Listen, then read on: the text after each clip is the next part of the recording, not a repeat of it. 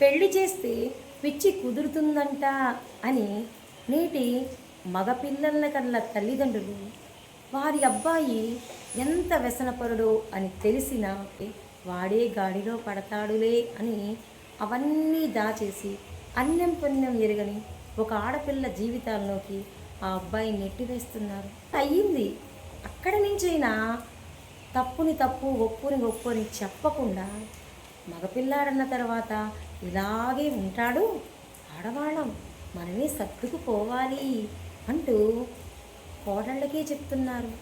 వారబ్బాయి తప్పులు తెలిసినా వాళ్ళ అబ్బాయి తప్పుల్ని కప్పిపుచ్చుతూ వాళ్ళ యొక్క వ్యక్తిగత స్వార్థాల కోసం పరాయింటి ఆడపిల్లని ఇబ్బందులు పాలు చేస్తున్నారు.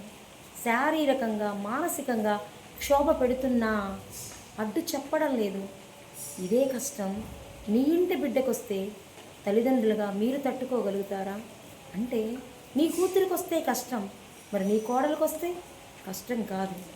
అంటే మీకు కావాల్సింది కోడళ్ళు కాదు, మీకు వారసత్వాన్ని అందించే యంత్రాలు. మీకు మీ అబ్బాయిలకి ఊడిగం చేసే పనివాళ్ళు.